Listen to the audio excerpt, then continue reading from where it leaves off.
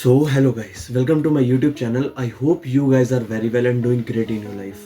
So this is my first video on YouTube and in this video I will show you my new sketching kit.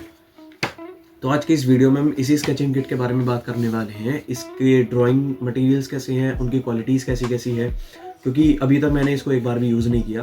तो इसी के बारे में बात करने वाले हैं कि इसका ड्राइंग मटेरियल्स कैसे हैं और क्या क्या इसमें ड्राइंग मटेरियल्स हैं। और बेसिकली मैं इस वीडियो में इसका रिव्यू देने वाला हूँ, मुझे कैसे लगे। तो चलिए देखते हैं। तो चलिए गाइस देखते हैं इसमें क्या क्या ड्राइंग मटेरियल्स हैं।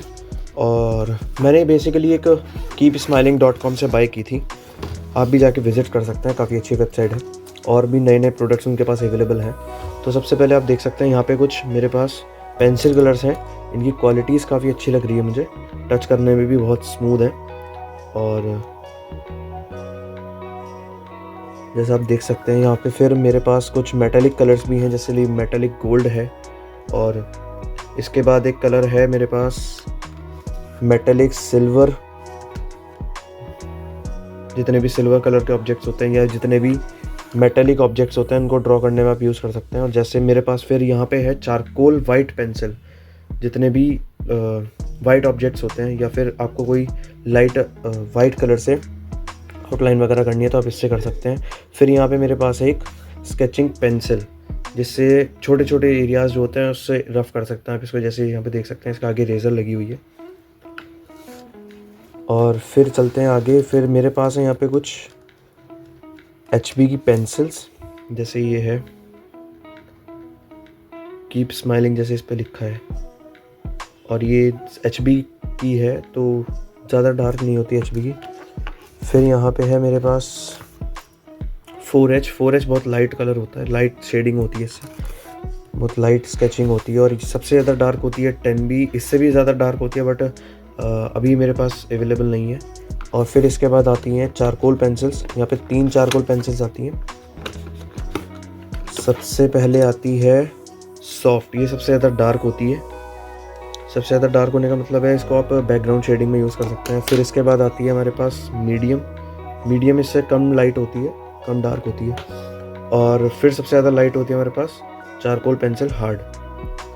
सारी keepsmile.com की है और कुछ मेटालिक कलर्स भी हैं जैसे यहाँ पे।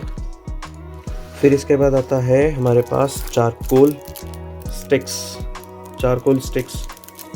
3 शेड होते हैं मेरे पास, सॉफ्ट, मीडियम और हार्ड। इसको ओपन करके देखते हैं। तो सबसे ज़्यादा डार्क होता है हमारे पास सॉफ्ट वाला सबसे डार्क होगा। ये देखो सबसे ज़्यादा डार्क है। फिर उसके बाद हमारे पास होता है मीडियम वाला, उससे ज़्यादा लाइट होता है, थोड़ा सा डार्क नहीं होता। सबसे ज़्यादा लाइट होता है हमारे पास हार्ड चारकोल। तो ये कुछ चारकोल स्टिक्स हैं। फिर इसके बाद आती है ग्रेफाइट स्टिक्स में भी ऐसे ही होता है HB, 2B और 4B। HB वाली तो कम लाइट रहेगी, 2B वाली उससे थोड़ी सी ज़्यादा डार्क होती है और 4B वाली सबसे ज़्यादा डार्क। फिर इसके बाद आता है हमारे पास एक इरेज़र। ये बड़े बड़े एरियाज़ को इरेज करने के लिए काम आती है। और फिर इसके बाद है हमारे पास नीडेड इरेज़र का काम ये होता है जितने भी, अगर आपको कोई चीज़ लाइट करनी है या फिर कहीं से कुछ चीज़ रिमूव करनी है तो बिना डस्ट के इरेज़र उसको रिमूव कर सकते हैं। फिर हमारे पास यहाँ पे हैं 3 पेपर स्टम्प्स, जिनकी मदद से आप ब्लेंडिंग अच्छे से कर सकते हैं, स्मूथ ब्लेंडिंग कर सकते हैं। मार्केट में मिल जाते हैं बट इसमें भी आए हैं हमारे पास किट में। फिर इसके बाद है एक पेंसिल कटर। अगर पेंसिल आपकी छोटी या उसकी निब जो होता है वो छोटी हो जाती है तो आप इससे शार्प कर सकते हैं, काफ़ी शार्प है इसके जो एज है।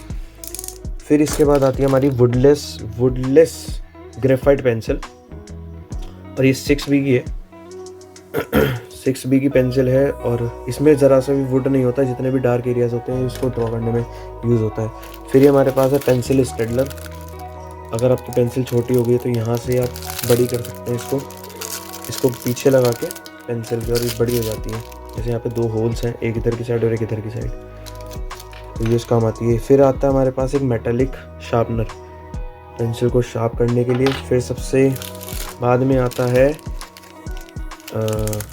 इससे आप पेंसिल की निप शार्प कर सकते हो। इस पे घिस के पेंसिल की निप आप शार्प कर सकते हो। ये थोड़ा रफ़ रहता है, तो इस पर पेंसिल की जो निप है वो शार्प हो जाती है। फिर सबसे बाद में हमारे पास एक ब्रश पेन। इसका ज़्यादा मेजरली कोई स्केचिंग में काम नहीं है, बट पेंटिंग्स वगैरह में और ड्राइंग जैसे क्राफ्ट्स वगैरह में आप इसको यूज़ कर सकते हैं। यहाँ से इसके अंदर पानी डलता है। तो ये है कुछ हमारे पास ड्राइंग मटेरियल्स जिनका हम अपनी स्केचिंग में यूज़ करने वाले हैं, और क्वालिटीज़ काफ़ी अच्छी हैं इन सब की। तो ये थे कुछ हमारे ड्राइंग मटेरियल्स, और इनमें से जैसे ये चारकोल स्टिक है, ये काफ़ी जगह यूज़ होती है। इससे जो सबसे ज़्यादा सॉफ्ट होती है, सबसे ज़्यादा डार्क होती है, इससे आप बैकग्राउंड शेडिंग भी बहुत अच्छे से कर सकते हो। और हो तो ग्रेफाइट से भी जाती है, बट ग्रेफाइट से उतनी अच्छी शाइनिंग नहीं आती जितना चारकोल से अच्छी आती है। और यहाँ पे फिर इसमें वुड पेंसिल एक बहुत बड़ा मेजर रोल प्ले करती है। जैसे कहीं भी छोटे छोटे एरियाज़ हैं तो आपको उसको डार्क करना है, तो आप इसकी हेल्प से कर सकते हैं। इसमें कुछ भी वुड नहीं होता, सारी ग्रेफाइट होती है। और इसमें एक ही नई चीज़ है, ब्रश पेन। ये ज़्यादातर मटेरियल्स में आती नहीं है। जैसे मैंने पिछले अभी स्केच किट बाय की थी, उसमें नहीं था ये, उसका मैंने रिव्यू नहीं किया स्केच किट का, बट उसमें नहीं था ये। बाकी सारी चीज़ें मोस्टली उसमें थी, जैसे इरेज़र वगैरह और ये नीडेड इरेज़र वगैरह, तो सब कुछ उसमें था। बट ये ब्रश पेन एक नई चीज़ है। और ये पेपर स्टम्प्स आपको मार्केट में भी मिल सकता है, बट 80 रुपीज़ के अराउंड मिल सकता है मार्केट में। और नीडेड इरेज़र और ये चारकोल स्टिक्स भी मिल सकती हैं, बट थोड़ी कॉस्टली होती हैं, 200 और 250 के अराउंड। बट इनकी एक बड़ी पैकेट भी आता है, वो सस्ता होता है इनसे। तो ये थे कुछ ड्राइंग मटेरियल्स। इनसे आपको अगली वीडियोस में इन्हीं के थ्रू मैं स्केचिंग करने वाला हूँ। तो आज की वीडियो यहीं पे ख़त्म करते हैं और मिलते हैं नेक्स्ट वीडियो में।